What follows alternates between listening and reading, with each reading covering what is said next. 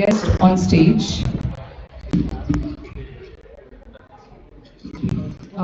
Mr. Jaswinder Singh Kaural, Program Director, ISRO Satellite Center. Dr. Padmanath Vasantasekaran, Vice President, People Tech. Ms. Samida Nur Ahmed, Registrar, President's University. Dr. D. Subakar, Vice Chancellor, President's University. Dr. A.M. Surendra Kumar, Pro Vice Chancellor. Dr. Mohammad Samiruddin Khan, Dean CSC. Dr. C. Kalarasan, Associate Dean CSC.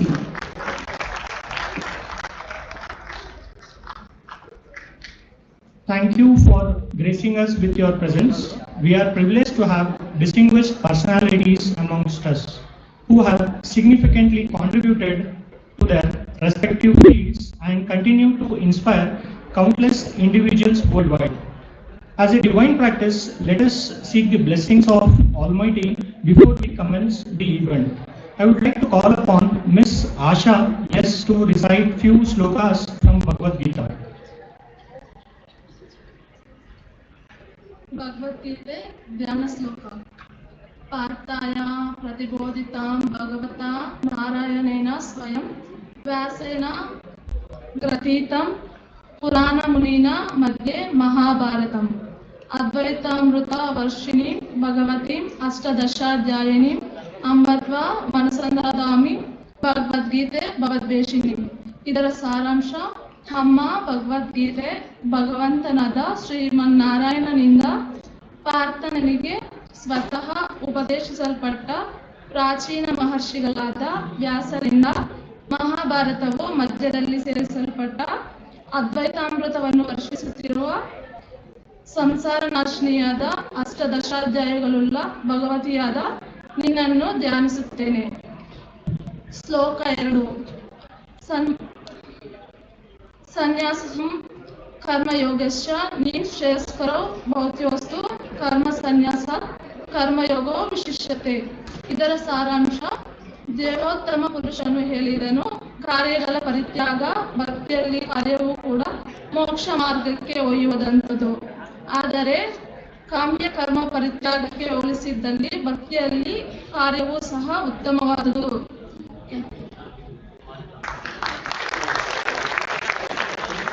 Thank you, Asha. I would like to invite Ms. Shinas to say a few verses from Holy Quran.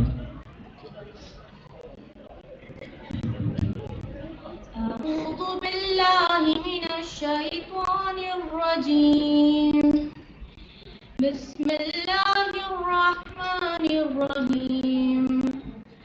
الحمد لله رب العالمين. الرحمن الرحيم. مالك يوم الدين. إياك نعبد وإياك نستعين. اهدنا الصراط المستقيم. صراط الذين أنعمت عليهم غير المغضوب عليهم ولا الضالين. آمين. Sadaqallahu alayhi azim. The translation. Surah Al-Fatiha, the opening. In the name of Lord, most gracious, most merciful. All praise is due to God, the Lord of the worlds, the most compassionate, the most merciful, Master of the day of judgment. You alone we worship, you alone we ask for help. Guide us to the straight path, the path of those you have blessed, not of those who incurred your wrath, nor of those who have gone astray. Thank you.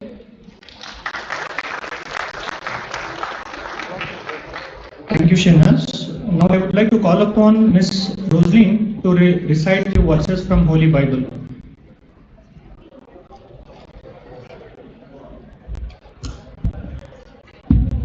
Numbers 6, verses from 24 to 29. The Lord bless you and keep you. Commit your work to the Lord, and your plans will be established. The heart of man plans his way, but the Lord establishes steps. Without counsel plans fail, but with many advices they succeed. Many are the plans in the mind of man, but it is the purpose of Lord that will stand. The Lord will make his face upon you and be gracious to you. The Lord will lift up his blessings upon you and give you peace. Amen. Thank you.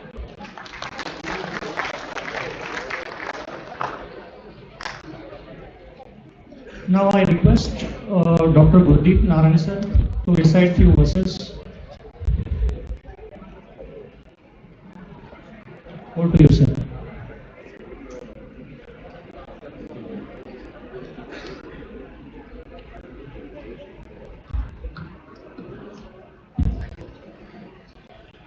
अव्वल अल्लाह नूर पाया कुदरत के सब बंदे एक नूर ते सब जग उपजया को भले को मंदे नानक नाम चढ़ती कला ते पाने सर्वत का भला. Translated, we have been created by one God, the God Almighty. As we have been created by Him, there is no distinction amongst us. Nobody is bad. We should be good to ourselves and be good and kind to others. We pray to God that everybody remains happy and healthy. Thank you. Jai Hind.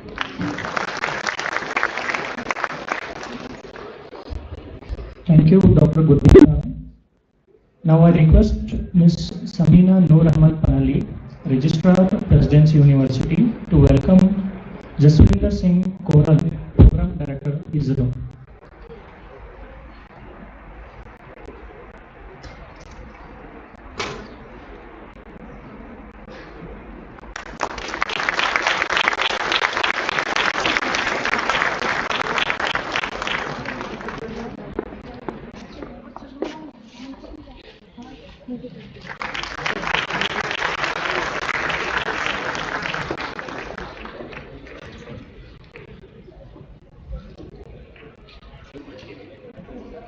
Thank you, ma'am. Now I request Dr. D. Subhakar, Honorable Vice Chancellor, to welcome Dr. Padmanand Vasantacharan, Vice President, People Tech. Big round of applause.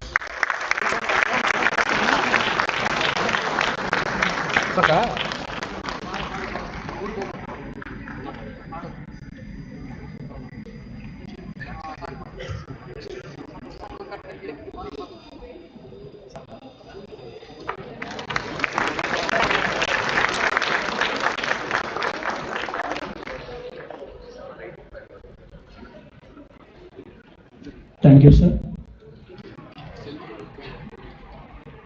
Light is the purest form of redemption, embellishment of inner peace, tears of joy and sorrow.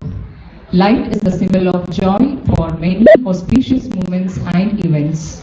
This is a symbolic moment that signifies the dispelling of darkness and igniting the thought and enlightenment. It's our honor to invite the dignitaries for lighting the lamp.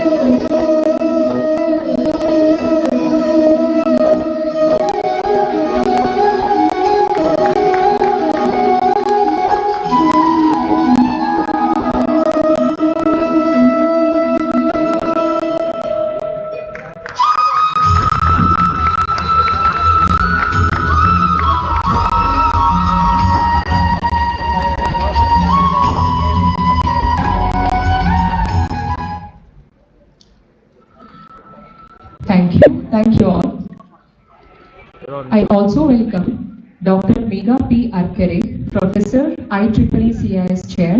Welcome, ma'am. Dr. Alok Dinath, IEEE Bangalore. Now I would like to call upon Dr. Muhammad Samiruddin Khan, Dean, School of Computer Science and Engineering and Information Science for inaugural address.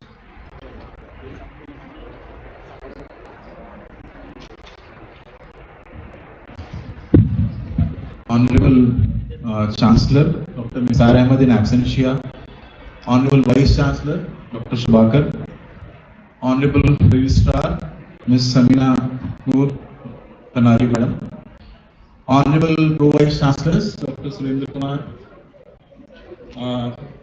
the Chief Guest of the occasion, Program Director ISRO, Mr. Jaswinder Singh Khora. So we are blessed to have you here and feel privileged to have you among us in this occasion.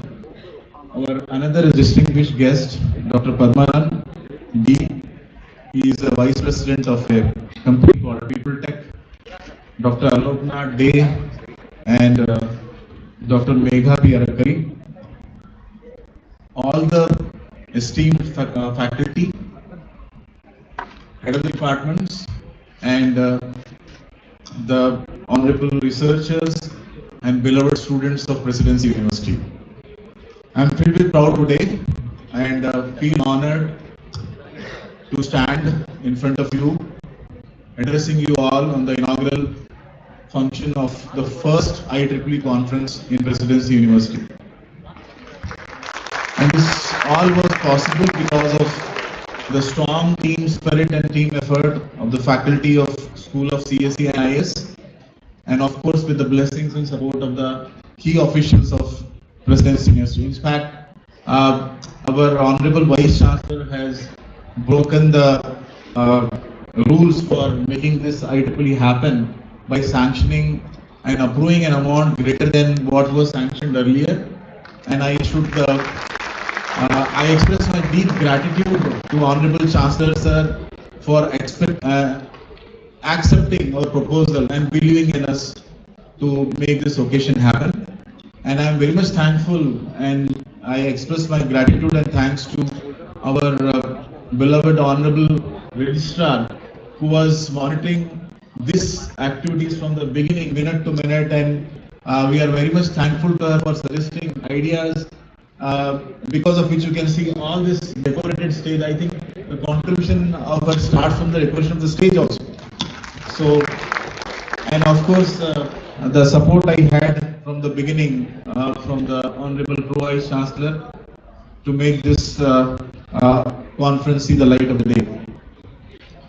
The objective of this research is to promote and propagate sincere and qualitative research, bring sanctity in the research, inculcate the spirit of research to solve those problems which are still untouched and undiscovered, because of which the humanity is ailing. And also, this all started long back during October 2022. I should thank Dr. Munir Ahmed and Mr. Pramod for accepting our idea to conduct the IEEE conference. Their support is indeed, very much needed, and some faculty who left us already, they also have contributed to this. I should not miss their names.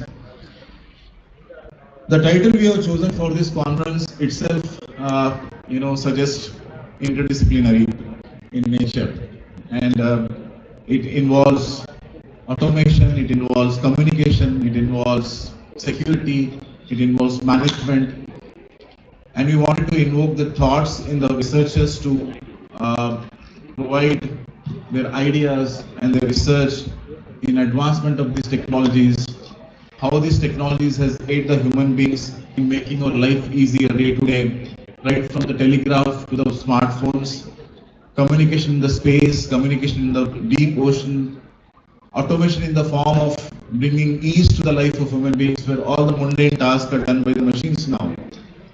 Challenges are there definitely, because humanity thought that they will be replaced by intelligent machines. But in fact, intelligent machines have brought more opportunities and more domains of employment.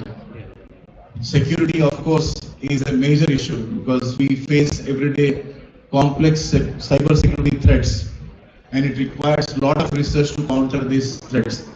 And a lot of research is going on in the data management, data analytics, where the concerns are again privacy and security of the data when we talk about advanced technology in cloud computing.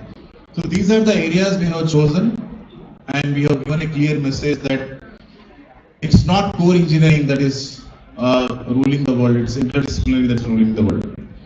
The marvel of technology we see around us and the products we use day to day is all an example of interdisciplinary research. And the idea was to have a guest that encompasses all these technologies, and it will not be a better person than our honorable chief guest, Mr. Jaswinder Singh Koral, the encyclopedia of knowledge, and I was amazed by the knowledge he possesses. In fact, I suggested our honorable Vice Chancellor sir, why not he be in our board of studies, because if I sit with him for 1 hour, I think we can restructure the entire curriculum, and we can connect various technologies that can bring a lot of change in the capabilities of our students. And we are also discussing that it's not the NEP 2020 kind of policy that can bring change. It's possible only because of change agents which are the faculty. And unless and until our faculty are empowered and our faculty change their mindset, we cannot inculcate the real research in the classrooms. I think the faculty should come forward in this campaign as a champion to inculcate quality research, starting right from the classrooms where you involve the students in critical thinking, involve the students in creativity, involve the students in activity-based learning, project-based learning, experiential learning, and research-based learning. We find that the faculties, I don't want to offend anybody here, but my observation all these years as an academic administrator, I have seen that faculty suffer from, or the academicians particularly suffer from the publishing syndrome. They are in a rat race for publishing more and more papers. They are in a rat race. We used to be earlier in the rat race of scoring marks in our exams, but we see now they are in the rat race for increasing their impact factor, H index, I-10 index. But the reality is that none of the research papers coming out from the academia has the potential to become an enterprise. And that's where we differ from the countries like China and UK. One of the scientists from IICT Bombay, Dr. O.P. Yadav, had done a research, and he says that the per capita income of a country depends upon the number of PhDs produced by that country. And we see that it doesn't match up with the per capita income of India when compared to the PhDs we produce. There are a lot of PhD theses which are lying in the dust and doesn't have the potential even to become a kind of solution to any simple problem. So what is required is to improvise our research, add the quality factor in it, and also add the sanity in the research, because I see syndicates of faculty publishing SCI papers and Scopus papers in predatory journals that do not have any value other than adding the content to the profile. We always see that the faculty see at the industry for help and support, but it's the other way around, because I spoke to many of the industry persons asking them whether they can provide internship for the faculty like they provide internship for the students. But they said that we look at the faculty or the academicians for getting research, because research gives birth to industries, and we should understand that this will come only through the academicians. Publish one paper that should have 1 lakh citations rather than publishing hundreds of papers that do not even have 1 or 2 citations. We have very distinguished researchers today in front of me. I am filled with humility standing in front of them because I don't stand shoulder to shoulder with them when it comes to research. We have a renowned person in our own faculty team, Dr. Marimuthu, who has come as one of the 2% of scientists in the world, and that was declared by Stanford University. I think such people are required in our team to take up the quality of research in the classrooms. I urge all the researchers and the faculty to contribute towards quality research, to take with themselves the students in their journey of qualitative research, because gone are the days when we used to stand in the center of the classroom on a dais holding our podium. Now it is more towards student-centric learning. We feel that when we move from the podium, we lose our importance as a faculty. But I feel that when you side with the students, you are more important. So do not be a sage on the stage rather than a guide on the side of the students. And then only as a guide, as a consultant, we can inculcate that kind of spirit of research. You need to have a huge spirit of inquiry in you. You need to have critical analysis. You need to have rigor. You need to have perseverance, succinct articulation, questioning ability, observation, experimenting and networking for doing quality research. And I think these are the ingredients which are already there in us inherently. Maybe they are lying below the layers of dust because of the wrong conditioning that happened in the school level. Again, I do not want to enter into controversy by saying that schools do not do justice with us, but yes, we need to even look back, revisit the schooling, and I think that the coming days, with the way India is progressing, will have a lot of scope for academicians to contribute for research.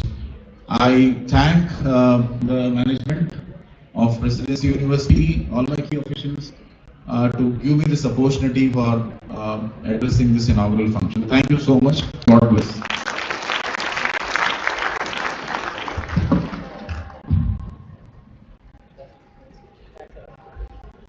Thank you, Dr. Samiruddin Khan, Sir, Dean School of CSE and IS, for your encouraging words. And you are the one who motivates us to keep up the research work. Thank you.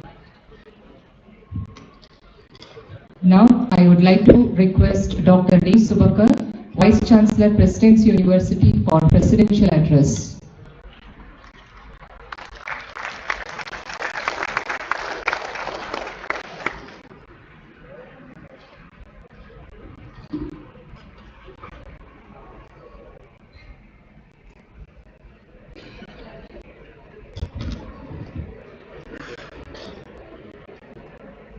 Distinguished guests, scholars, participants, my dear colleagues, students of Presidency University. It's my honor and privilege to stand before you today as we inaugurate the IEEE International Conference on New Frontiers in Communication, Automation, Management and Security, which is taking place on the 27th and 28th of October 2023. This event, hosted at Presidency University, marks a momentous occasion in the realm of technology and innovation. We are honored here to have with us today two remarkable individuals who have made significant contributions to the fields of technology and innovation. Our distinguished guest, Mr. Jaswant Singh, is the Program Director at the Indian Space Research Organization, ISRO. ISRO's groundbreaking achievements in space exploration and satellite technology are renowned worldwide, and Mr. Koral's leadership has played a pivotal role in this success. Our esteemed guest, Dr. Ratmanan, the Vice President of Total Tech in UK, is a renowned leader in technology solutions. His expertise and strategic vision have been instrumental in advancing technology and promoting innovation in private sector.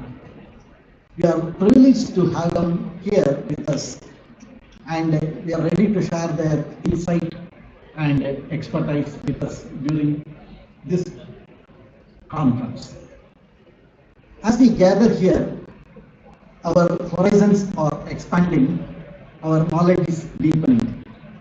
Our global community of researchers, practitioners, and visionaries have converged here to share their insights and discoveries, and in doing so, we are shaping the future.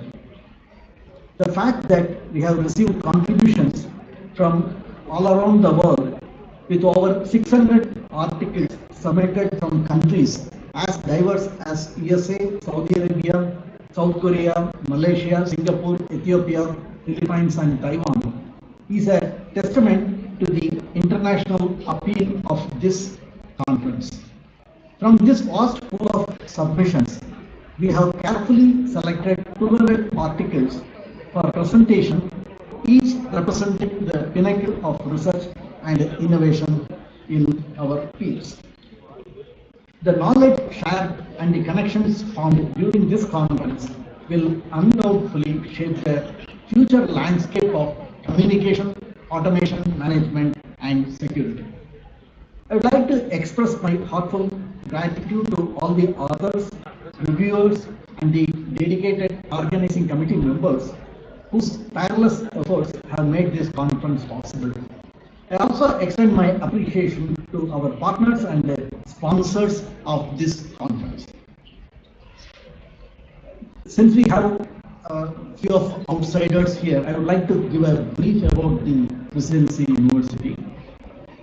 Established in 2015 with 500 plus students, in 8 years we have grown to a total capacity of 15,500 students, which is also one of the steepest growth in any of the academic institutions in the country.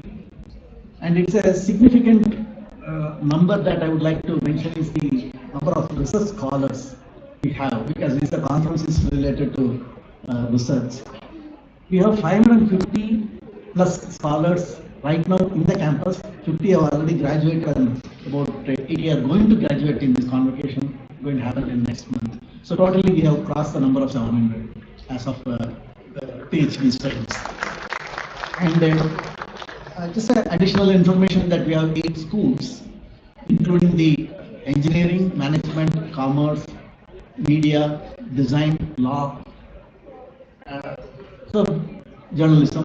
And if you see the diverse nature of our faculty, we have representation of students and faculty from all over the country. Not even a single state is left out.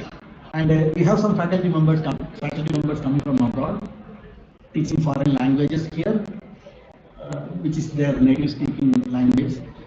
And we talk about specifically about computer science. It's worth mentioning that very recently, computer science and CC and IS department has created a world record by, and it's recorded in the World Book of Records by UK.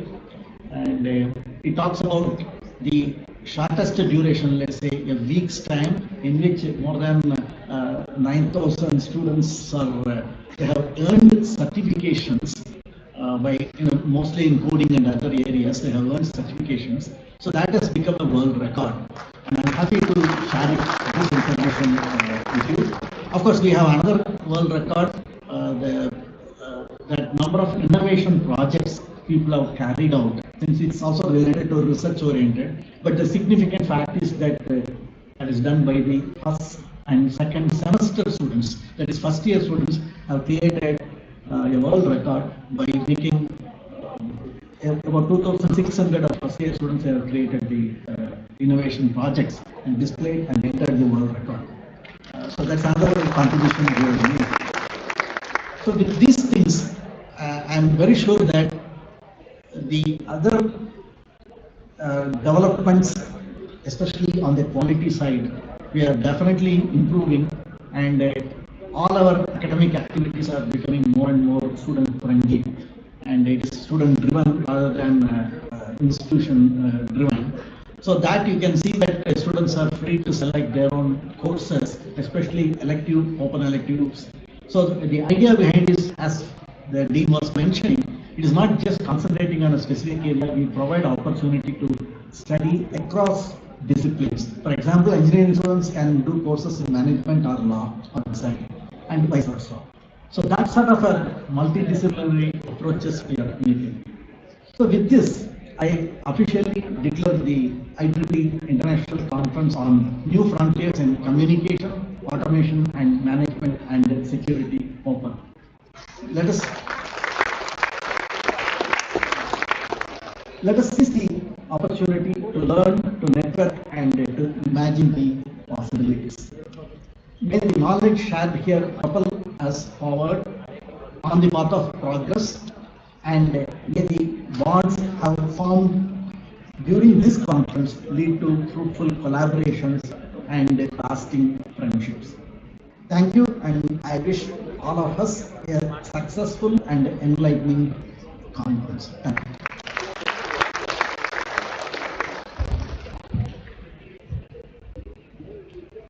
Thank you, sir, for your motivating words. Now, I request Honorable Registrar Ms.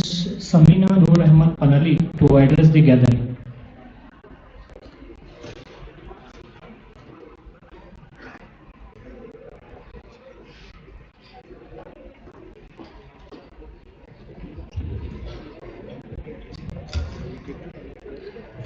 A very good morning to all of you, respected dignitaries on the dais, my dear colleagues, faculty members, colleagues from other institutions, and dear students.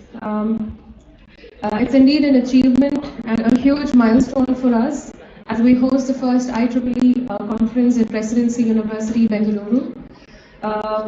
We deem it our utmost privilege to have Jaswinder sir with us, who has been the project director of the Chandrayaan mission from ISRO, and with us. And I'm sure with his vast experience and as he shares his journey with all of you, you will draw the inspiration and motivation that you need to plan your careers as well in the field of technology and AI and various other domains that interest you at the moment.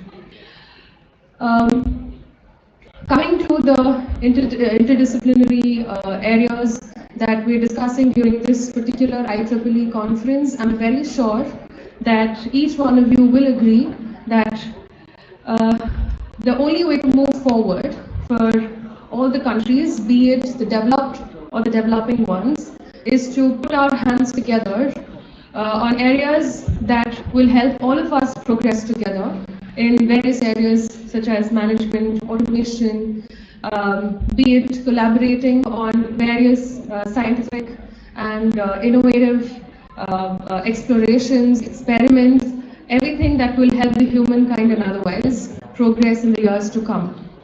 So I'm sure that you have something up your sleeves, and as you learn during, be it this particular occasion where there are a lot of researchers sharing their research work, or be it in the years to come where you will learn from your faculty, from your peers, from your superiors, from the corporates and the research institutions that you work at, you will have a lot to learn, and I'm sure you will have something up your sleeves to come up with that will definitely put India in the limelight.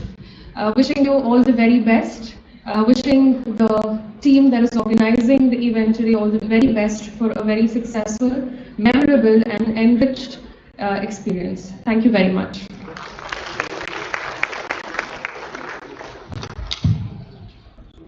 Thank you, ma'am, for your encouraging words. Now I request Dr. Surendra Kumar, Pro-Vice Chancellor, Presidency University, to address the gathering.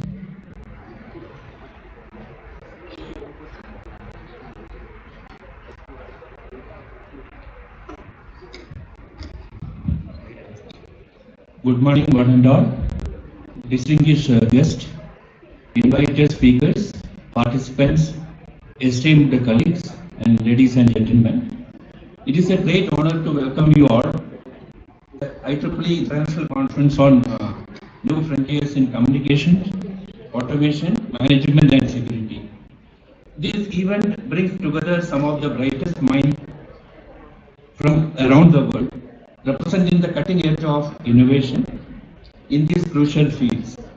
I am deeply privileged to stand before you as we embark on this journey of exploration, collaboration and inspiration.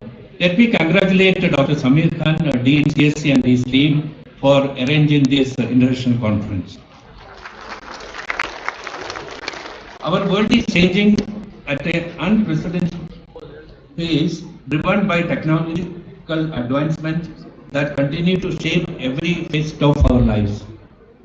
From the way we communicate, to the methods by which we manage resources and information, to the system that safeguard our privacy and security, these are the new frontiers we are here to explore and conquer. In the world of communication, we are witnessing revolutionary developments that are redefining the way we connect with each other.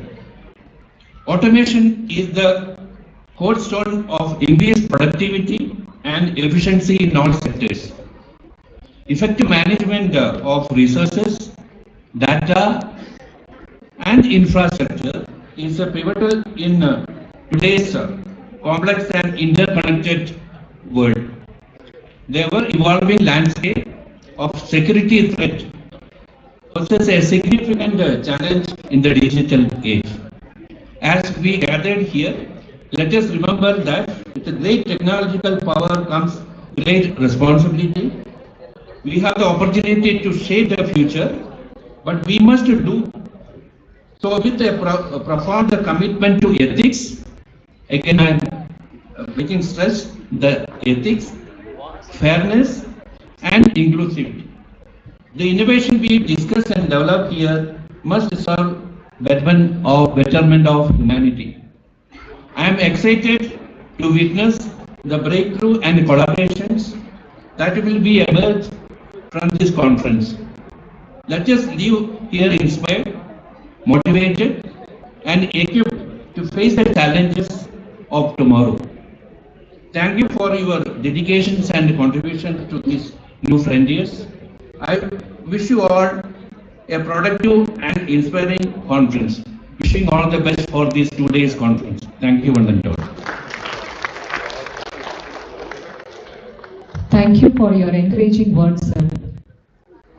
Now I would like to call upon Dr. S. Praveen Raja, Associate Professor, School of Computer Science and Engineering, to give the preamble of conference proceedings.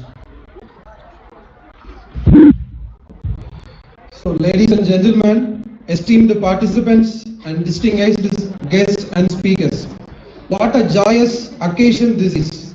We are gathered here today to celebrate an extraordinary achievement, the first IEEE International Conference hosted by our prestigious Presidency University in association with IEEE Bangalore section. This conference marked a significant milestones in the field of communication, automation, management, and security, bringing together experts, researchers, and practitioners from around the world to share the knowledge, ideas, and innovations. In fact, we received the contributions around the world, nearly 600 articles. Out of 600 articles, we have shortlisted nearly 200. And the articles from USA, Canada, Philippines, Taiwan, Saudi Arabia, Oman, and so on. And we have arranged the pre-conference workshop on yesterday in order to conduct a practical-oriented sessions to the authors. Nearly 200 authors are registered. They participated in the yesterday event. The resource person is Kumaresh from the Google Cloud Architect. There are 6 tracks we have identified to present the author's articles. From track 1, 2, 3 are the offline tracks, and track 4, 5, 6 are the conducted as an online tracks. And we have a plan to release our proceedings hard copy in the upcoming moment, as well as we are releasing the conference proceedings in the online in our Presidency University conference website. We would like to express our gratitude to each and every one of you who have traveled from near and far to be the part of this moment's event.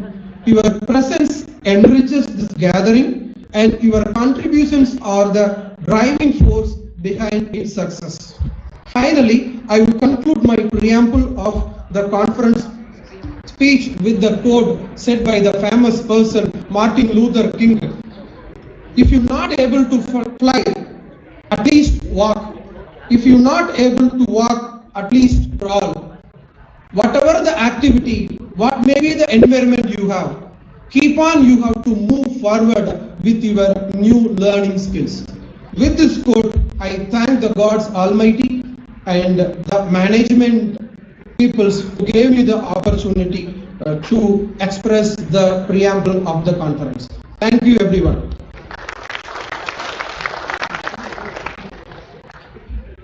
Thank you, Dr. Praveen Raja. Now I request the dignitaries to release the hard copies of conference proceedings.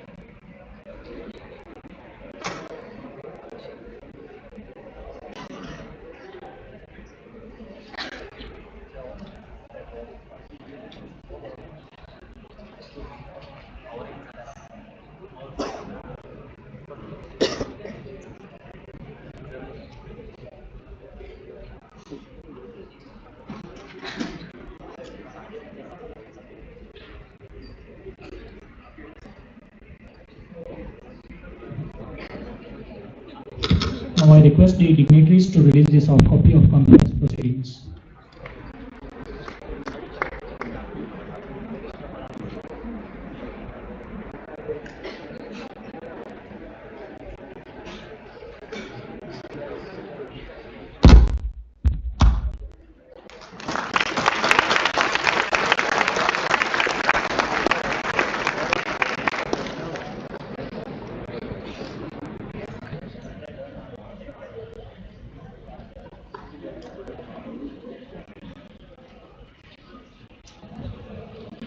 Thank you for releasing our international conference online and offline proceedings. It's a moment that promises to set the tone for the conference. Our chief guest is a visionary in his field, renowned his groundbreaking research and profound insights. I would request Dr. Pallavi, Associate Professor and Dean, School of CSE, to introduce our chief guest.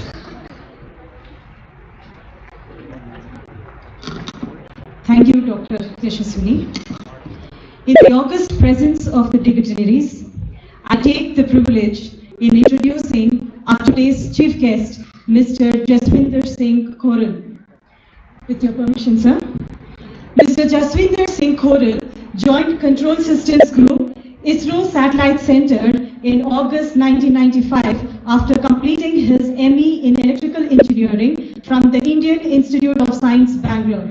He worked on the analysis, design and simulation of airspace, spacecraft attitude and orbit control systems, AOCS. He initiated and developed many novel control techniques and algorithms, namely step and stair time optimal spacecraft rotational maneuvers, sun avoidance maneuvers, etc. As Deputy Project Director AOCS, he led the design and development of the AOCS for Chandrayaan-1, AstroSat and Mars Orbiter mission. After the star sensor anomaly in Chandrayaan-1, he proposed a very innovative solution to use the sun sensors and dual gimbal antenna to estimate the attitude and gyro drifts, thereby enabling full mission operations to continue. For AstroSat, he developed two highly original solutions to protect the sensitive payrolls from the bright sun during slews. He also involved in studies related to the use of stratospheric airships for communications and remote sensing applications. His project responsibilities included DPD AOCS for MOM, Chandrayaan-1 and 2, AstroSat, GSAT and INSAT 3DR-1 R2 spacecrafts, and as PM AOCS for INSAT 3D and Kalpana-1. In February 2013, he was selected to head the newly formed Advanced Control Techniques Cell of the Control Dynamics and Simulations Group. In February 2015, he was selected to head the newly formed Mission Design and Analysis Division of the Mission Development Group. In 2017, he was appointed Group Head MDG. In November 2018, he was appointed Group Director, Mission Planning and Operations Group. Under his leadership, his team has carried out the successful launch and early operations phase for 15 missions, including Chandrayaan-2. During this period, he also led a 4-person ISRO team to JPL to explore the possibility of cooperation in electric propulsion technology and mission design. In October 2019, he was handpicked as Group Director of a newly formed Mission Simulations Group responsible for the design, development, verification, validation of all navigation guidance and control algorithms by extensive Monte Carlo simulations, on-board processor in-loop, hardware in-loop testing, and use of hardware simulators for Chandrayaan-3, Gaganyaan, and other missions. In November 2021, he was appointed as the Program Director, Space Infrastructure Geo Platforms, in which role he is responsible for the design, development, realization, launch and operationalization of all geo communications and navigation spacecrafts. He has delivered many invited lectures and has numerous publications to his credit.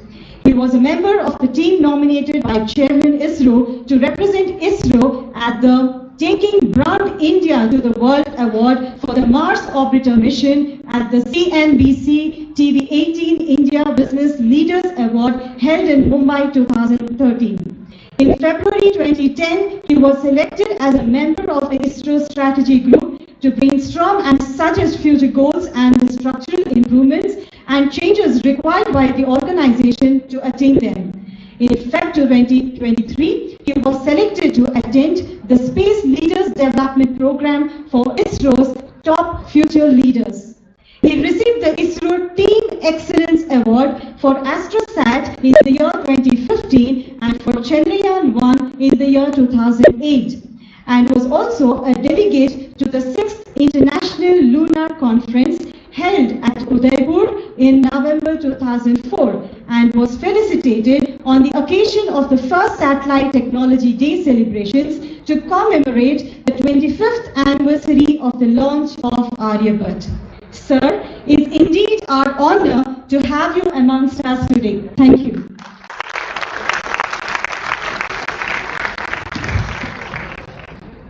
Thank you, Dr. Pallavi ma'am. Please join us in welcoming Jaswinder Singh Kaura, Program Director, GeoSat ISRO for Chief Guest Address. A big round of applause for our Chief Guest today. Over to you, sir.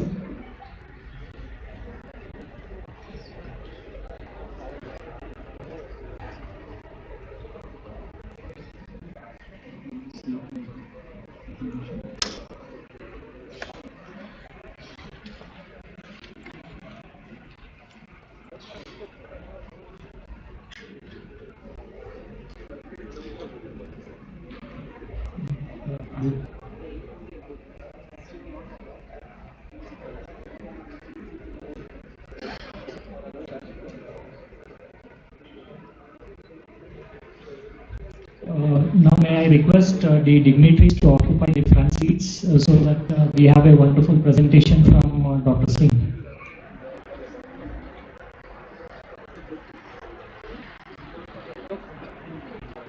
Thank you, sir.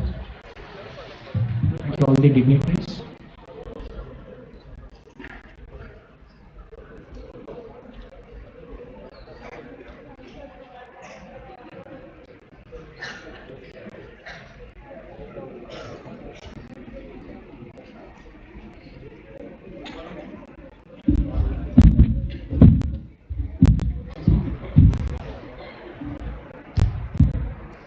Good morning, everybody, and let me thank the organizers of this function for having me here.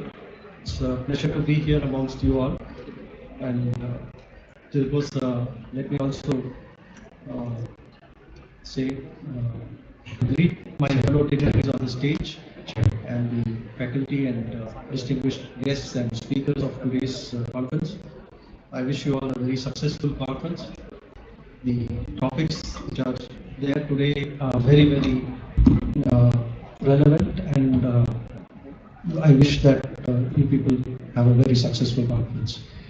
So I was having a bit of a challenge before me on what to speak, and finally I thought I will just speak about something which is very topical these days, that is space. And I'll try to give you a small overview of what exactly we mean by space systems, and in particular satellites, which is what I do. So this talk is titled Overview of Satellites and Space Systems. And the foundations of ISRO were in the early 60s when Vikram Sarabhai dreamt that we should be second to none in the application of technology, and particularly for the benefit of the common man. And that was how he persuaded the then government of India and the leadership to support his dreams. And from very humble beginnings, as you have all seen this, we went ahead, and there was a church where the bishop was gracious to offer his church as a workshop.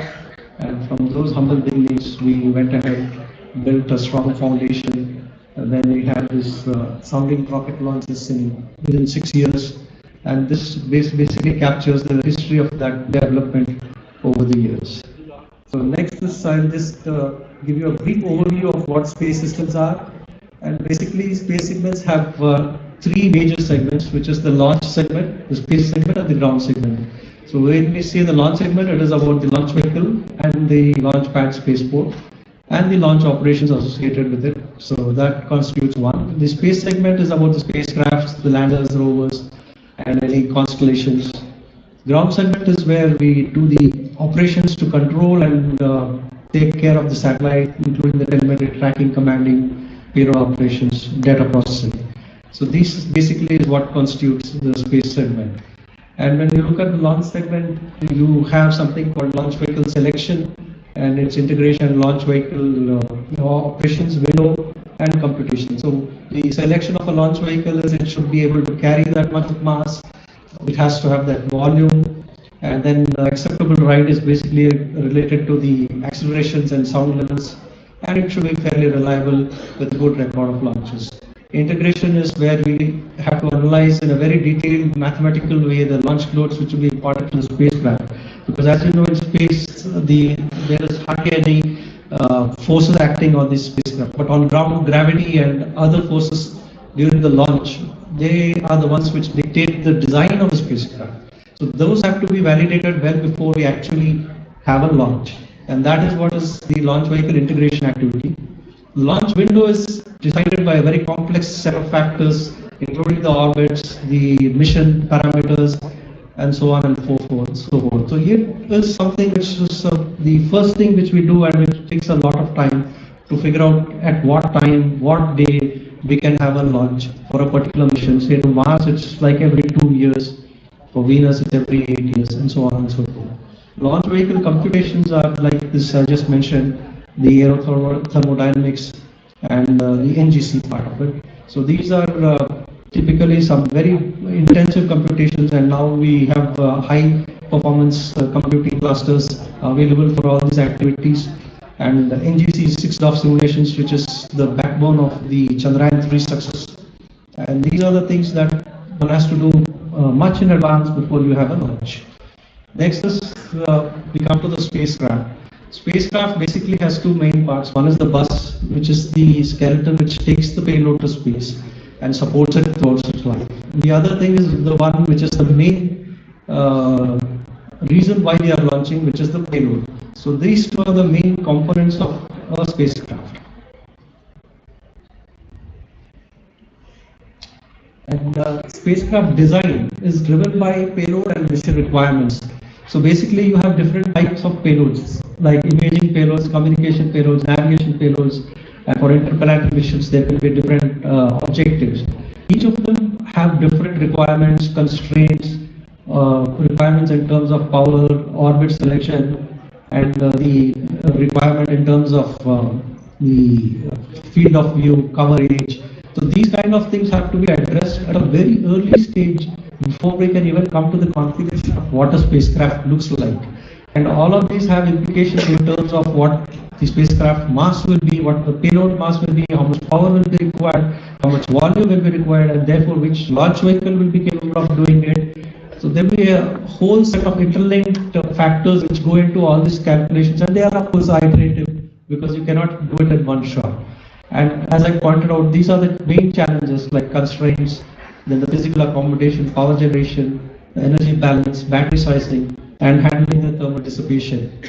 So when we do this, it becomes, as I told, iterative, and you have many series of designs like a baseline design, a preliminary design, then you have a comprehensive design, then it goes to the assembly integration testing, and then you have the review of the test results before you go for the launch and in-orbit commissioning. Once it is launched and coming in the orbit, you have an in-orbit commissioning phase where you do the IoT tests to ensure that what you have built is meeting the specifications which you demanded before you release it for operational use.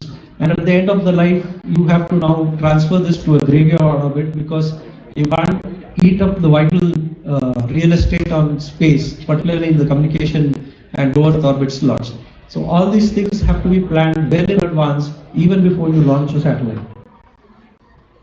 And when we come to the different subsystems which a spacecraft will have, you have the power system and a bus management unit, which is basically a central onboard processor which handles everything: the attitude, orbit control, telemetry, telecommand, sensor electronic processing, automatic temperature control. And the power system is the one which delivers the power, regulates the power, and distributes the power. So you have solar arrays which generate power, batteries which store power for eclipse, and then the power distribution system and power converters. So these are the basic elements of the power system. And when you come to the temperature controller, because you need different parts of the spacecraft, we'll be seeing different solar incidence angles. Some may be in shadow, some may be too hot. You need to control the temperature, including the dissipation from the payload and the electronics. So that itself is a very big and huge challenge, which has to be supported by a lot of analysis. We will have a look at it later down the line. The other important thing is the command and data handling, where you need to have a handle on how the housekeeping data is telemetered, formatted, and then downlinked or stored and processed and forwarded. And this is also true for the payload data, which requires much larger bandwidth. Nowadays, you have all seen this when you see launches. You are seeing real-time video of the launch and the telemetry, not just the digital part of it. So, getting the analog signals, formatting them, converting to digital signals, downlinking them, and then again showing it in engineering units. So, these are all part of the data handling stream. And then to support these operations, you have different types of antennas. Omni and global are where you can, from any altitude, 360-degree field of view coverage. And then some applications, particularly in communications, are the directional, where you want the payload to look at a particular place and not everywhere. So you have beam types, which is now very popular with this high throughput satellite communications, where you get huge 1 terabit per second kind of throughput. And then we also have phased arrays for the data downlink. So these are different types of antennas, and they are a whole different world where you have to do a lot of work to get the antennas, including the surface finish, which is in terms of micrometers, angstrom level surface finish for ensuring proper reflectivity of different frequencies. So there's a lot of analysis that goes into the antennas, and including shaping the antennas for a particular coverage. Then you have the mechanical systems, as we said, and the chief one among the mechanical systems are the propulsion thermal structures. And propulsion is basically the onboard rockets, which are their thrusters, which we call them, are reaction control systems. So they are small rocket engines which are either monopropellant or bipropellant. And for bipropellant, you basically have a fuel and aux, which when they combine, they have an explosion and you get thrust. And then you have a very intricate plumbing system and flow walls controlling that pressure. And that entire thing is what is part of the propulsion system with its entire thing. So the central region here, if you see, is basically what we have is a big tank. Okay.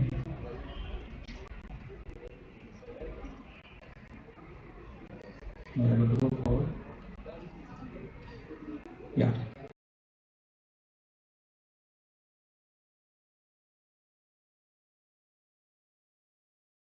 Oxidizer tank, and the structure is built around those tanks. And then coming to the thermal control system, you have a lot of equipment here, which is in the form of heat pipes, radiators, heaters, and temperature sensors.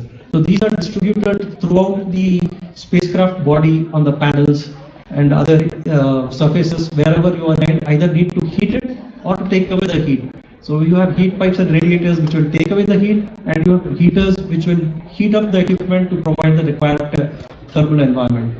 And then we have the deployment mechanisms. So we have a lot of mechanisms, because for launch you fold many of the things to fit the available volume of the launch vehicle. But in space they are deployed, and they can be many times bigger than the stored configuration. So this job is basically the job of the deployment mechanisms. So things like solar panels, dual gimbal antennas, unfurlable antennas, etc. They are all stored and then deployed. Many of you have probably seen that rover deployment during Chandrayaan 3. So these things call for very intricate mechanism design backed up by a lot of analysis. And of course, the core of any satellite is the structural subsystem, which is basically built around lightweight aluminum honeycomb structures with different stiffness, decks, and vibration isolation systems, so that vibrations are not transmitted to the payload. So all of these basically call for a lot of analysis, a lot of design, and a lot of iterative work. Now coming to the typical mission scenario, you have a spacecraft, and I have described the different thruster locations for a typical spacecraft. And the slide on the right, the figure on the right, shows you a typical sequence of orbit raising operation, which is done to take a spacecraft from a GTO, geo-transfer orbit, to a GSO, geosynchronous orbit. And this typically takes about 3 large burns of the engine. And this is the basis for all our missions like Chandrayaan 1, 2, 3, and MOM, where we have used exactly the same technique to go from Earth orbit to either the Moon or Mars. So this is the origin of that particular technology.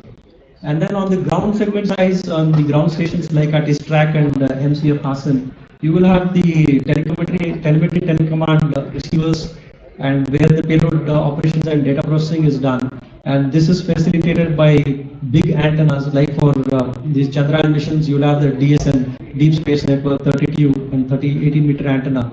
You need this kind of a big, powerful antenna to receive the signals from such large distances. And because you cannot receive the signals all the time, geometry, you have to have this distributed about the earth. So there are Canberra, Australia, Madrid, and you utilize these services to make use of them to download the data 24/7. And then if you look at how all of this ties together, you will find that today we have spacecrafts which are having a different paradigm. They are built on commercial technology, commercial off-the-shelf components, and there are very huge constellations of thousands of spacecraft. It's not possible to sit and monitor each one of them. So what we need are real-time intelligent monitors which can, based on the context and the dynamics, detect the health of this spacecraft and assess whether they are fine or whether there are some issues and what actions have to be taken. So there are different ways of doing this: statistical analysis, planning, scheduling, and automatic execution of what we call as SOEs and CRPs, FCPs. And then advanced level is you have natural for Gaganyaan type missions, natural interfaces with NLP kind of thing. And these are all some things which are now going to be state of the art, backed up by a lot of AI and ML. And this is what I was telling you about the thermal and structural analysis, which is done with a lot of these finite element methods.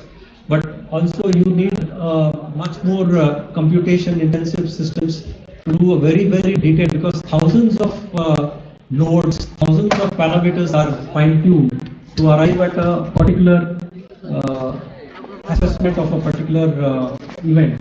So if you are talking about pointing accuracy, if you are talking about Gaganyaan, if you are talking about the plume which comes out of those thrusters, each of those requires a very, very sophisticated analysis, which basically is a very infinite dimensional partial differential equation kind of a thing, but done with all these CFD tools.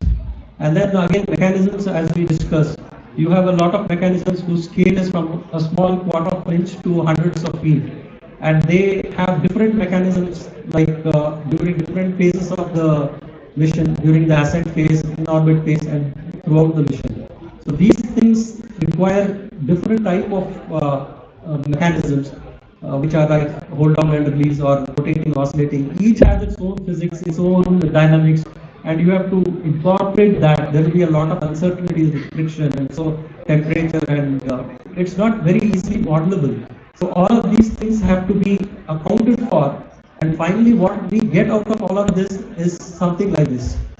How long does it take to deploy? Is this correct? Because how do I know it has deployed? So I need to have a method of assessing the signatures which come in the telemetry, and then tell that if I am seeing these signatures, then I know that this deployment has taken place. So these are some of the ways in which this analysis is done. Similarly, for the analysis of the frequency components which are going to come, there is something called the control structure interaction problem, where the controller has a very small bandwidth because we need to avoid these structural frequencies. No spacecraft is rigid. So all the panels and other things, they have very low frequency components that have to be totally eliminated from the controller response. And when we come to advanced communication spacecraft with multiple spot beams, you have these huge unfurlable antennas. We have deployed a 6-meter antenna, and now we are working on an 18-meter antenna. And there are some people who are also working on 32-meter antennas. And these kind of antennas are very, very challenging to build, to design, even to conceptualize in terms of the materials, in terms of the engineering, in terms of the manufacturing. So it is a totally different thing, but the end point is you hold a small device in your hand and you can communicate with the satellite. So this much of effort is required to make sure that these things work.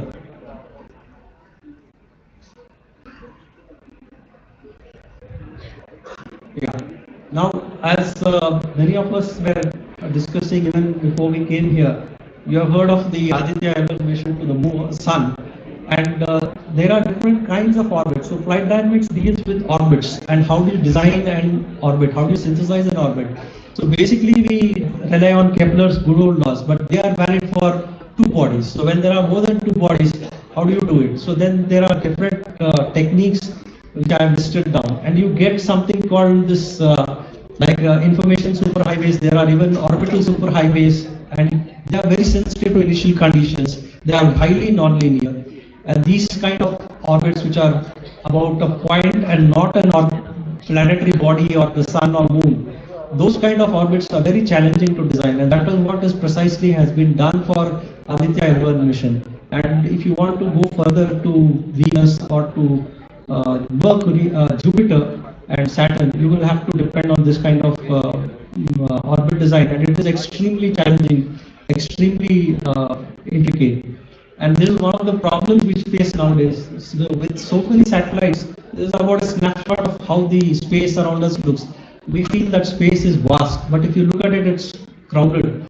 And every time they are moving at speeds of about 7 kilometers, 3 kilometers. So even if a tiny particle hits an astronaut, it will be like a bullet piercing him, and he will be, it could be fatal. If it hits a satellite or a sensitive equipment on the satellite, it would disable the satellite. So you need to keep track of thousands, millions of objects which are 10 centimeter and bigger. So you have a lot of radars, optical telescopes and whatnot to track these objects. And then you have to predict their orbital evolution, not for today, not for tomorrow, but for hundreds of years. You just think of the kind of computing infrastructure and kind of processing required to do all that. Propagating an orbit maybe 50 years into the future and then trying to see where it will be and what will happen. And then I have to give real-time information. And that is why many times you would have noticed launches postponed by 5 minutes because there is some threat. So you want to avoid it. That's how these things go. And of course, you cannot be 100% certain. So there's a probability associated with all of this. And this is just a snapshot of the different softwares that people use. And each and every day you're getting more and more of these softwares, and they're getting much more sophisticated. And that is how most of the work is done at our centers. This is basically a snapshot of the basic attitude and orbit control system. So you have the spacecraft, which is the plant, and sensors like sun sensors, which look at the sun, earth sensors, star sensors, gyroscopes, which are inertial sensors. They give you the attitude information, which is either 2-axis, 3-axis, or inertial information, which is then passed on to the controller onboard computers, which generates the control law, passes it on to an actuator, which is either a wheel or a RCS element. And then you also have to account for disturbances which are external, like solar radiation pressure or gravity gradient or friction, to make sure that your spacecraft points in the right thing. So these are some snapshots of the different components which the OCS elements use.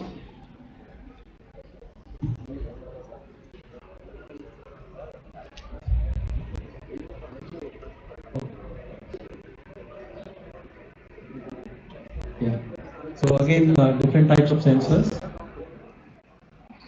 And wheels are basically momentum exchange devices. So basically, space relies on the law of conservation of momentum, angular momentum or linear momentum. So angular momentum is if you have a wheel running at a certain RPM, and if there is a disturbance, it absorbs that disturbance and increases its speed up or down, and the spacecraft continues to point in the same direction without actually moving. But the flip side is, as it continues to change its speed, it reaches an upper threshold. Then it has to be dumped. So you do that either using magnetic torques, which use the Earth's magnetic field, or if that is not possible, like around the moon, then you have to use thrusters. When you use thrusters, you use up fuel. When you use up fuel, slowly the life of the spacecraft is over. The electronics is there, but you don't have fuel left. You cannot control. That's how the life of the satellite is decided. And this is a basic snapshot of how we do this design. So we have mathematical models, digital simulations, and then we use different softwares and do the analysis and evaluation over different kinds of test beds, including what was just told, oils and hills. And then we do this verification and come to the conclusion that everything is working together. And this is a snapshot of the hills test setup, and this is a 3-axis servo table. Basically, it simulates your spacecraft, and all the sensors are mounted there in the middle, the earth sensors, the inertial measurement unit, etc. And what you see this here at the edge is basically simulating the earth, how it will look to the spacecraft. Or you have a sun sensor, which simulates the sun for the sun sensors. And as you rotate this, you will get the information from the sensors, which is passed on to the controller, and then the controller gives the torque which is then used to move this 3-axis servo. This is how the hardware in loop test is done to validate control laws. Similarly, there's a oils or onboard in loop where you don't use this one, but the onboard processor is there in the loop with the onboard software, and everything else is modeled mathematically, and then we validate everything. So this is how the hill setup is there.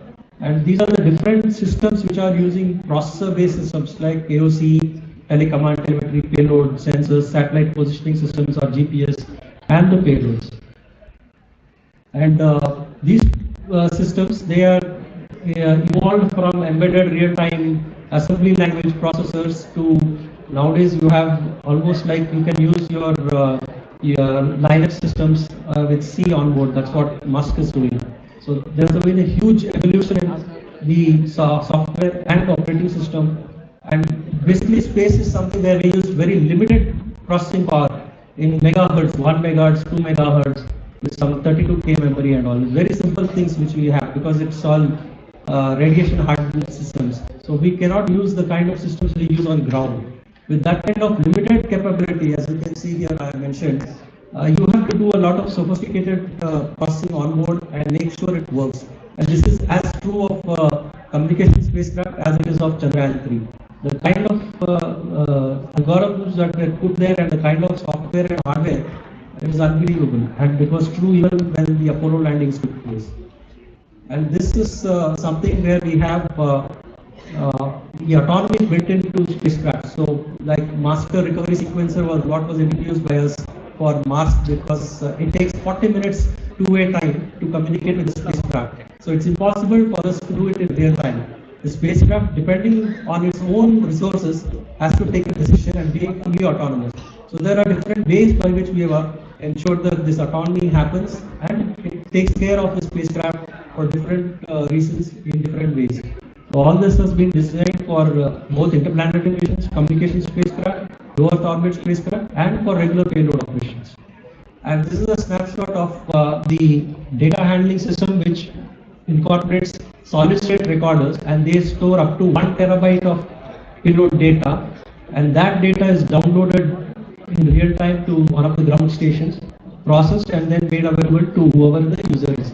So this is another very fascinating area where a lot of digital electronics, processing, compression technology and signal processing is used. And this is a snapshot of how the processes have evolved over the decades from very simple 8085 type of process to very advanced miniaturized systems. And this slide is basically a snapshot of whatever we have been doing at ISRO. So 200 plus missions, and we have many interplanetary missions. So all these are part of what we have done so far, and much more is there to be done. And what is the future? So future is very interesting. You can get system of systems, self-healing mechanical electronic systems. Probably some of you have heard about those nano spacecrafts, swarms. One thing which we are currently working, my group is working is on on-orbit servicing, which is used for life extension, upgrading, that is swapping entire batteries, wheels, gyros, inspection.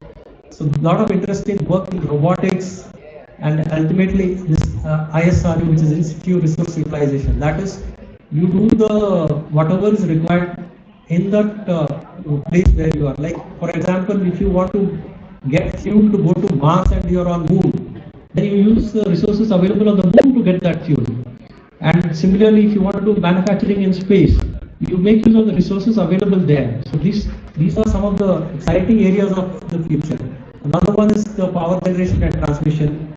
So finally, we will be extending our Earth to space, and it will become one continuum where we are inhabiting Earth, space, Moon, maybe Mars, and from there we can have planetary exploration. If many of you must have heard about this Parker probe, which has basically touched the sun. It has actually gone to the outer reaches of the sun. It's about just 7 million kilometers from the sun. That heat it has withstood, and that power of the sun's gravity it has withstood. It's a real remarkable achievement.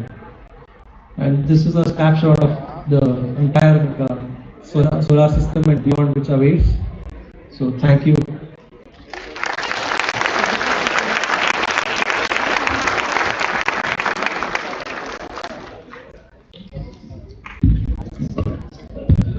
Thank you, sir, for the enlightening speech. Your words have surely sparked our imagination and ignited a passion for exploring new frontiers. Now I would like to call upon Dr. Swati Sharma, Associate Professor, School of Computer Science and Engineering, to introduce our guest of honor, Dr. Padmanand Vasanthasekaran.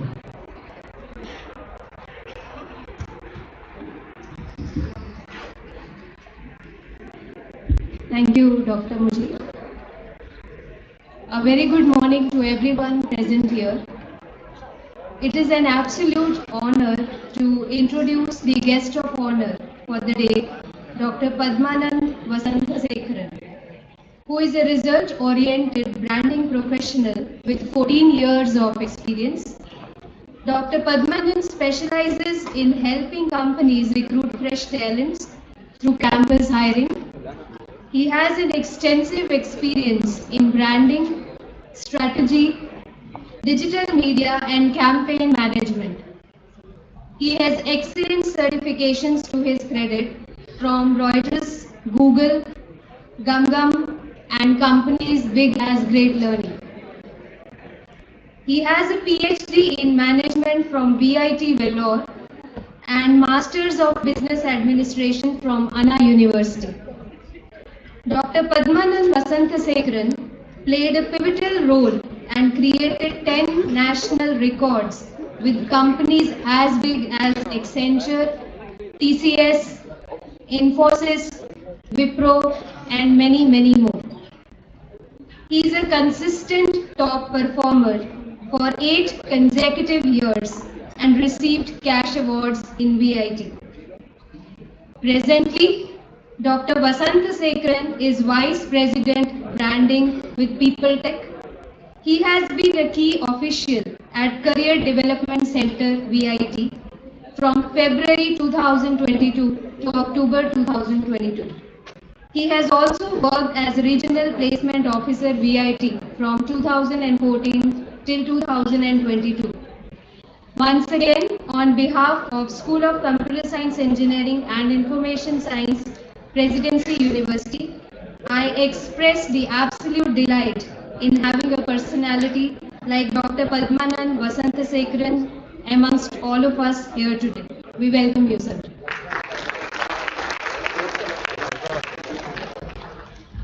Thank you, Dr. Swati Sharma. Now I request our guest of honor, Dr. Padmanand Vasanthasekaran, for the keynote address. Over to you, sir. A big round of applause to our keynote of the day.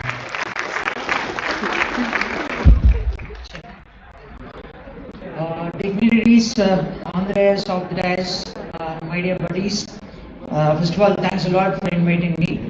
See, I'm not going to take much time, but I'll be having an interaction with all of you, right? So, I was an academician for more than 12 years.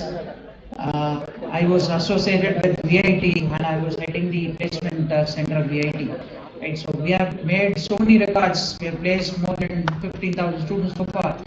Right, so and I had the privilege of training a company who paid 1 crore for a student. Right, so I was literally happy about it.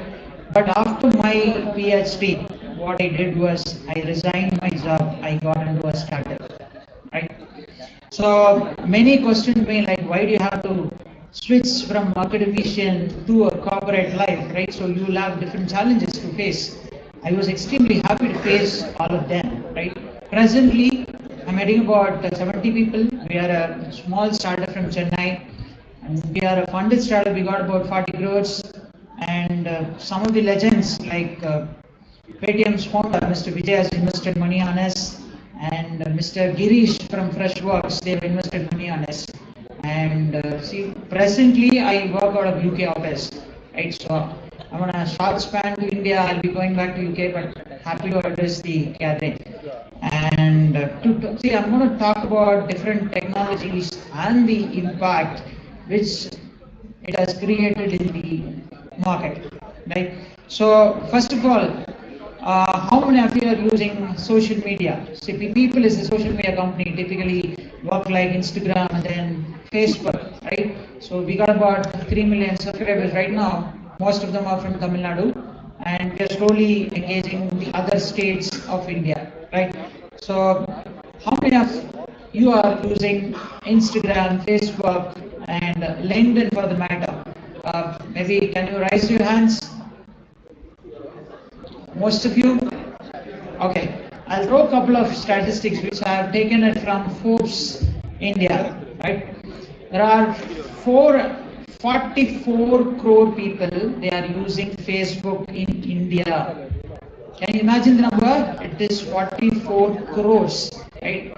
And can you guess how much is the number of people who's using Instagram in India? Any guesses? Random guesses, fine.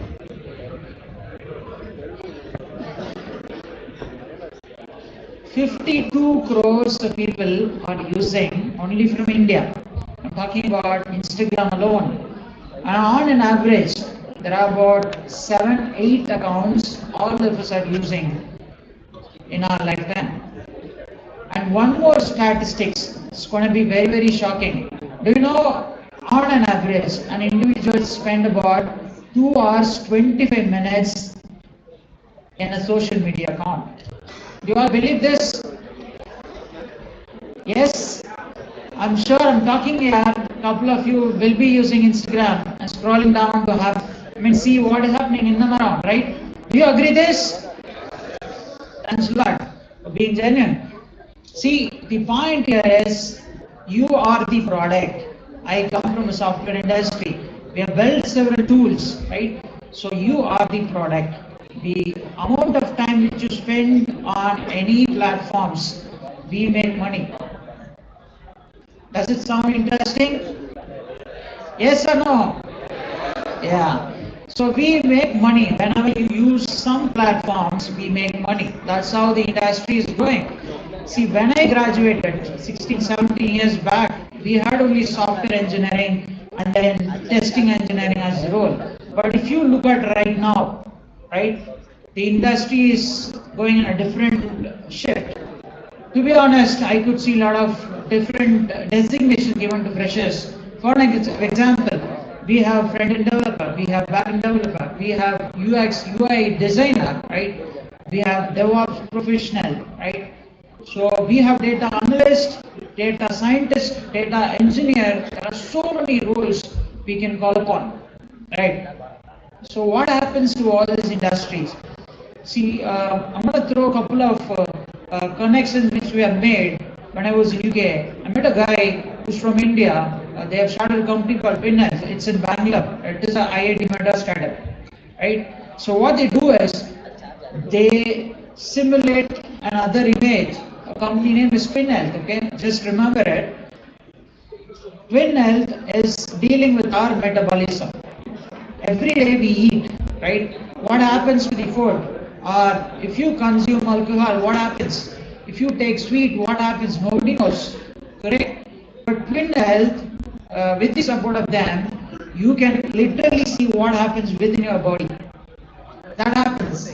That is the technology which I am talking about. They are using AI for that matter, and they literally study your body every minute, right? There is a company called About Health. I'm not sure how many of you are aware of it. About Health, they have a device they inject on your body to understand what happens. Your blood count, right? So when do you get hypertension? When your BP rises, comes down, right? So there are so many things which are happening here.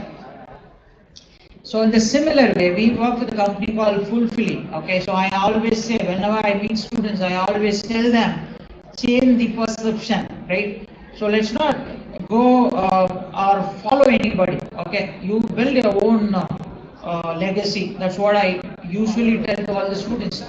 So now, we all of us know about Swiggy, right? So it's been a decade since they have launched and they are making in crores, right?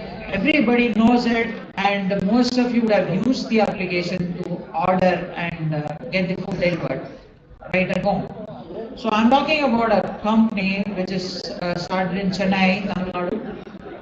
See, what they did is they have changed the perception to delivery to emission-free delivery, right? So now, right now, every food order will be delivered to your home but with the use of EV space, right? So that's going to be the impact which the industry is giving to every individual, right?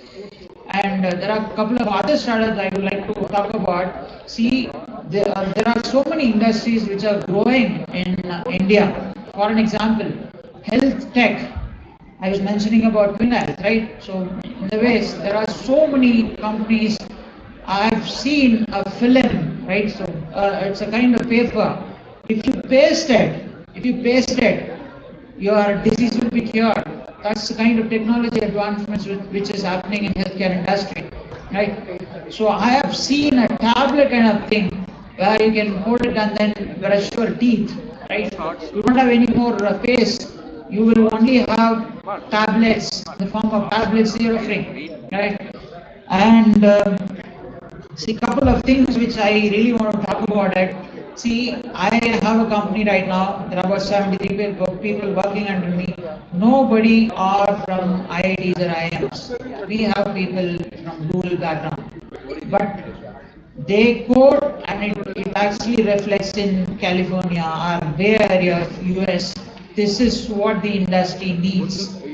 No matter whether you are from IIT or IIM or Stanford or Oxford for the matter, whether you have right talent to exhibit or not, that's the question, right? So now if you see, they have affiliation process because I was in the placement industry for so many years.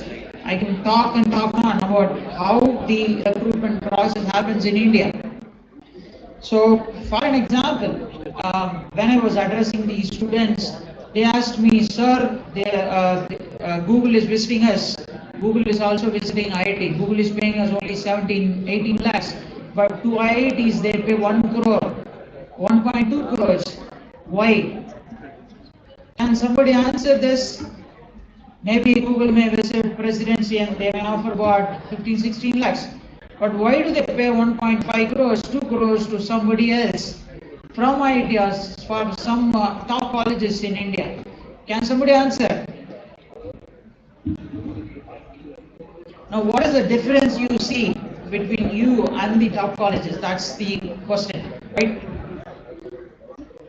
So, what I'm asking you to do is change the perception. That's all I want from today's conference. And extremely happy to see a lot of papers, 6,000 plus papers have come in and 200 got shortlisted. My humble request to the organizers, don't stop with the publication. In case if somebody can elevate it or start the company out of it, I would be happy to support. And whenever you need some support in terms of web development or building an application or to design some tools, we are happy to extend our arm. And once again, thanks for the opportunity. Best wishes to all of you. And we can reach out. We are here for more time. We can reach out and we can discuss about it. Thanks a lot.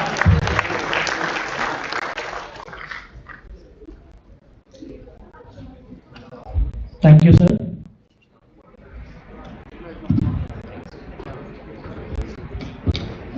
Just a couple of minutes more. Request students to be seated.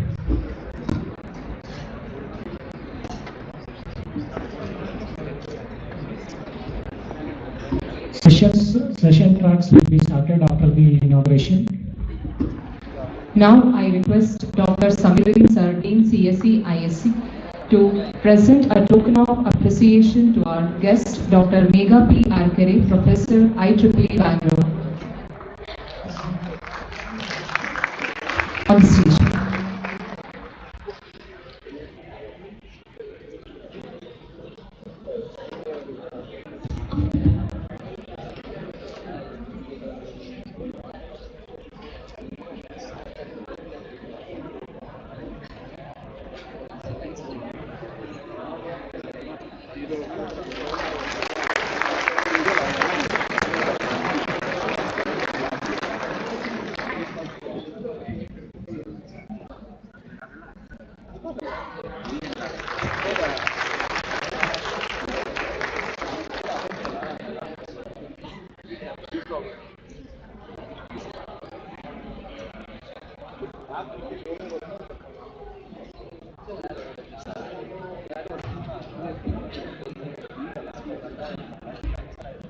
Thank you, sir.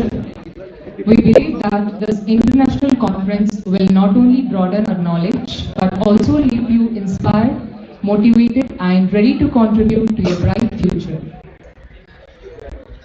We would like to bestow our wholehearted gratitude to all the dignitaries of the dais for their valuable time, involvement, and insights. May I now request Dr. C. Kalayarasan, Associate Dean, School of Computer Science and Engineering and Information Science, to deliver a vote of thanks for Inaugural.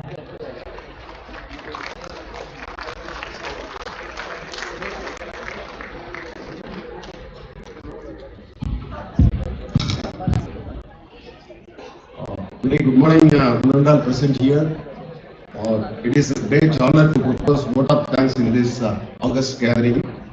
So first of all, I thank our Honorable Chancellor, Sir, Dr. Nizar Ahmed, in absentia, for his approval and support to conduct this international conference by our School of CSE and IS. I thank our Honorable Vice Chancellor, Sir, Dr. Subhagar, for his valuable guidance and ideas to conduct this conference. Thank you, sir, for his accepting our invitation. He rightly pointed out in his speech, knowledge sharing is very important, and I'm sure that this conference will help out about the knowledge sharing particularly. And also he rightly pointed out that two world records we have created. I'm sure that in future we will do many more world records under the guidance of our Dean CSE. So I take this opportunity to extend our most sincere thanks to Registrar Madam, Ms. Amina Noor Ahmed Panali, for her valuable presence in this international conference. And I'm indeed thankful to our Pro-Vice Chancellor, Dr. Surendra Kumar, for his guidance and valuable ideas to make this event is the most successful one. He rightly pointed out in his speech about the communication and automation, because everybody knows that nowadays the multidisciplinary is very much important to the society. Thank you, sir. Our special thanks goes to Mr. Jastinder Singh Gaurav, Program Director, Space Infrastructure Geo Platform, Indian Space Research Organization ISRO, for accepting our invitation with his busy schedule. Really, we are proud to have such a eminent personality as a chief guest today. Sir rightly presented that the detailed presentation about the satellite and space system. Thank you very much, sir, for your valuable presence with us.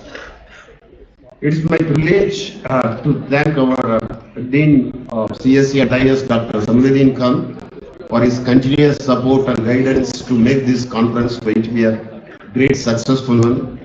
So in his speech, he rightly pointed out the quality, the research is very much important. Sure, our School of CSE will take it forward, the quality research now and future. Thank you, sir, for your impressive speech. It is my pleasure to thank our guest of honor, Dr. Batmanand Vasantasekhar, Vice President, Branding of People Tech, and he rightly pointed out the importance of the social media and the digital world. Sure, it will be more useful. We will invite to about the interaction session in future to our student, because digital world, the social media is very much even in it's occupied, particularly in India and Tamil Nadu or South. It is because you are running offices in South. That's why I'm saying. I thank Dr. Megha Arakari, Professor and IEEE CSIR Bangalore section for their valuable support from IEEE. My special thanks goes to Dr. Ramesh, Dean Research, Dr. Murli Mohan, Director Incubation, for their valuable presence. I appreciate the effort put by Dr. Praveen Raja, Associate Professor and Conference Chair, for his continuous effort and hard work to make this conference to be a memorable one. On behalf of our CSE and IS, I thank him very much. Also, I thank Dr. Muhammad Muzir for his continuous involvement in this conference and other active members, Dr. Sanjeev Algod, Mr. Krishnanagar, for their effort. I thank all our HODs of our School of CSE and IS for their active involvement and various committee chairs as a part of this conference. I thank our HODs. Our special thanks goes to the session chairs from outside institutions and universities. We thank our own faculty and students as part of this event. Last but not least, my heartfelt thanks goes to the outside participants to come to our university and presenting their research articles. Once again, thank you all. Have a great day. Thank you. Thank you, sir. Venue for the session tracks would be as follows. Track 1 will be in auditorium. Track 2 will be in NG11. I repeat, management block ground floor, room number 11. Track 3 will be in MG12. Track 4 will be in MF02, that is management block first floor 02.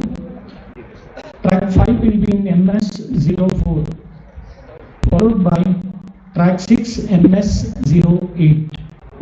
Now I request all the delegates, participants and scholars to join us for a photo shoot adjacent to auditorium, and post photo shoot we have refreshments arranged outside the auditorium. Thank you all. Have a wonderful day at our campus.